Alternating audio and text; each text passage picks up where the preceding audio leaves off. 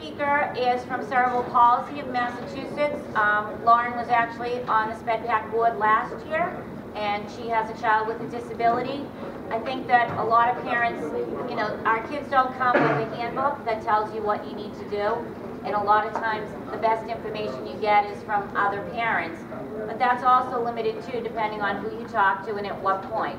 I mean, there are services that are available to you that, depending on what your child's benefits are, but a lot of children with Mass Health can have access to, you know, personal care attendant or nursing services once they're deemed eligible for those services.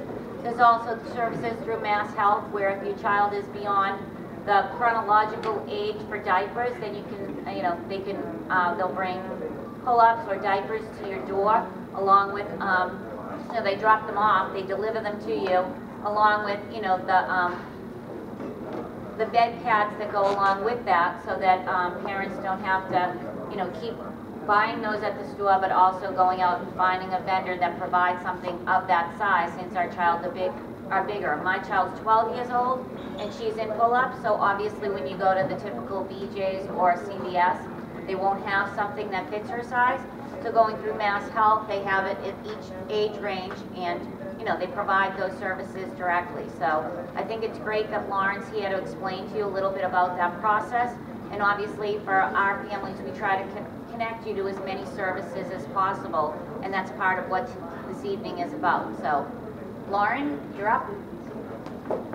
Hello.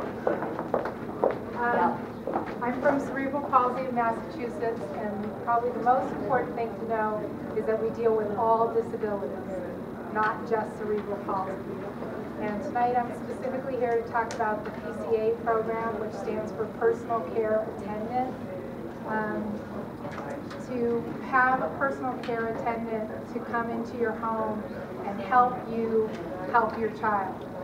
And the first sort of misleading thing is to think that you have to have a certain income to get Mass Health. There's actually a lot of loopholes, and we have two gentlemen that work in our resource department that specifically help you qualify for Mass Health. So I don't want you to be discouraged and think, oh, I can't get Mass Health, because you may be able to.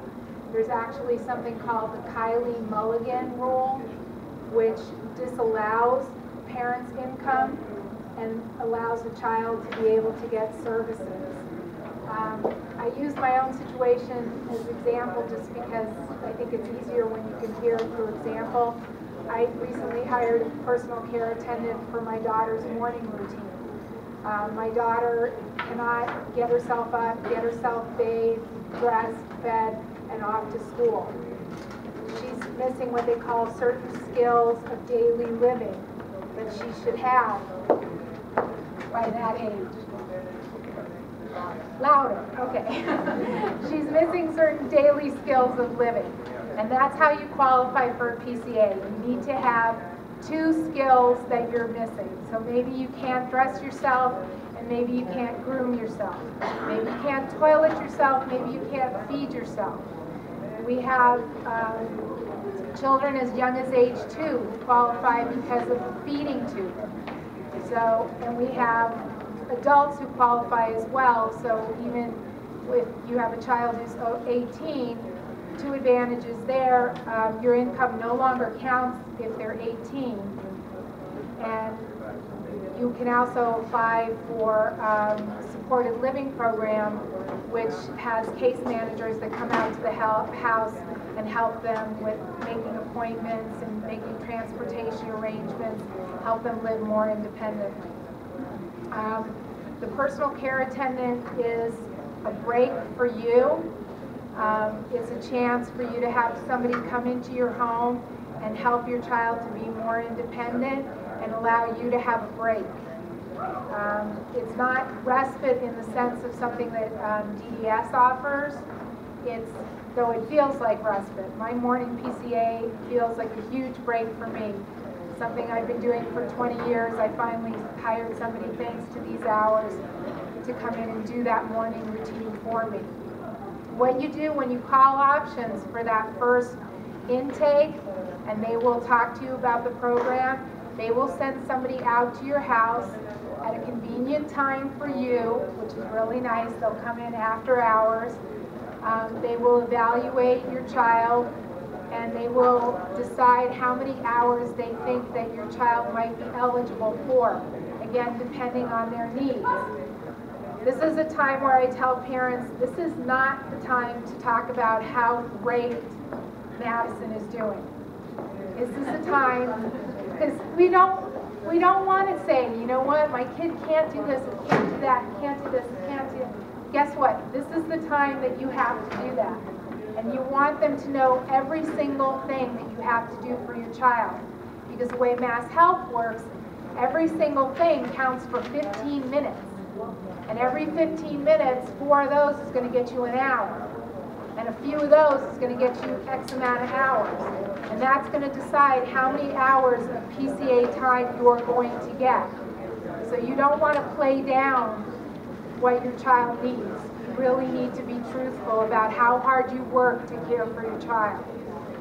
Then they're going to send that evaluation to Mass Health, and unfortunately Mass Health doesn't always agree because they don't want to give this money out. They don't always agree with the number of hours we recommend, but they do have an appeal process. So if they come back with less hours, I highly recommend that you take the appeals process. In my case, we were recommended for around 20 hours. They came back with 6. I took my daughter to the hearing. They took one look at my daughter and said, oh, you're right, let me give you the 20 hours.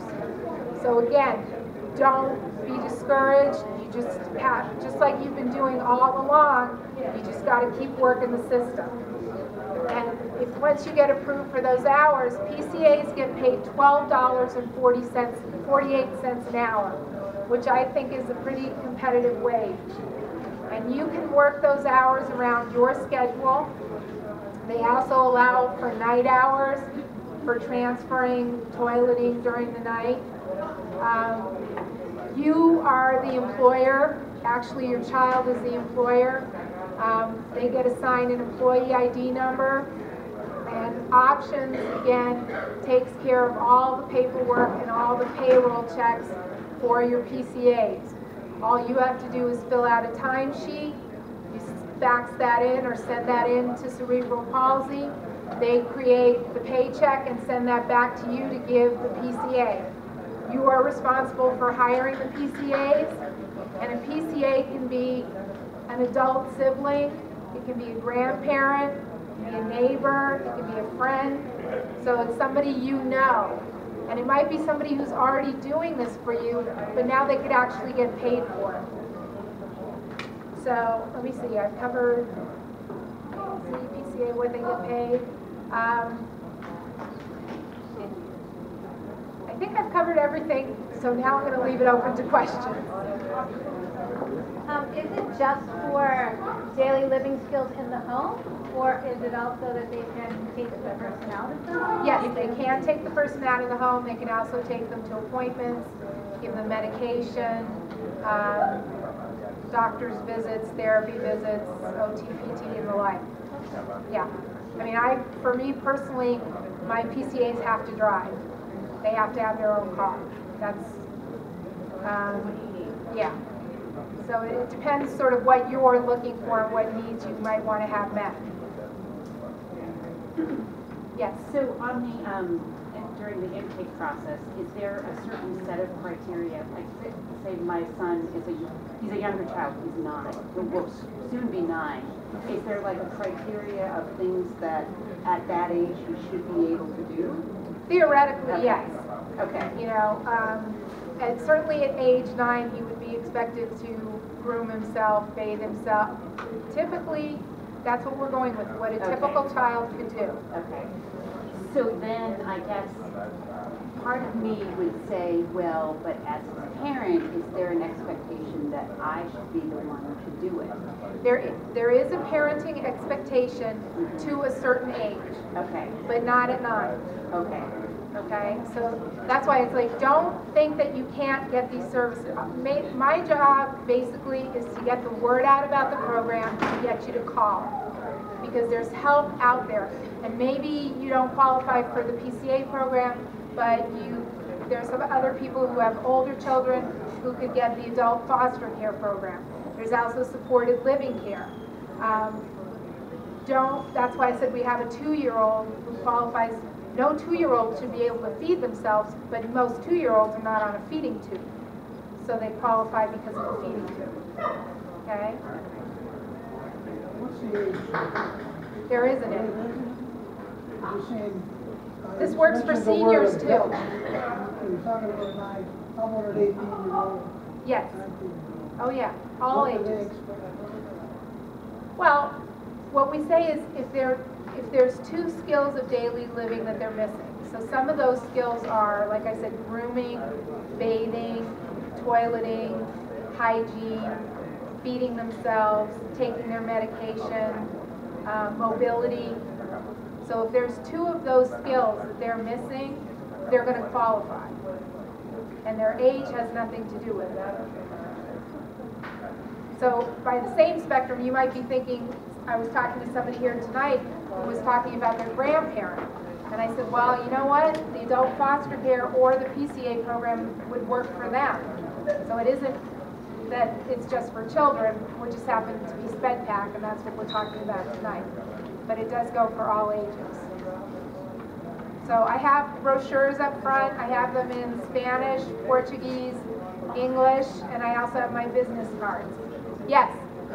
This is a little bit off filter, but Sure. you know how they have signs like baby on board? Do you have signs that you put in your vehicle that says passenger will be seen on board? We don't. You know, I would say some people would like that and probably half the population wouldn't. I don't know how that would go, but we don't have that. That's because my kid is not eligible for the HB flag, that's why. So I need the alternative. But I don't know that that would help you if you parked anywhere. No, that's not the point. Yeah. Get the driver off my tailgate. Yeah. That's all. It's just to get them to like back off. Because they can't tell if my kid who's gotten taller, he looks normal, but his coordination is not quite there. It's a whole lot better than it used to be, but they can't tell because he looks normal. Because maybe that's where I have it. I know there's some, again, off subject, but I know there's some online, you can make your own bumper stickers and your own placards. So you might be able to go online and find one. I know Vista Printing is one company, so you might be able to do that. But I understand what you're saying. I understand. Thank you. Sure. Anybody else? Well, thank you for having me. I think we had a lot of great presentations tonight.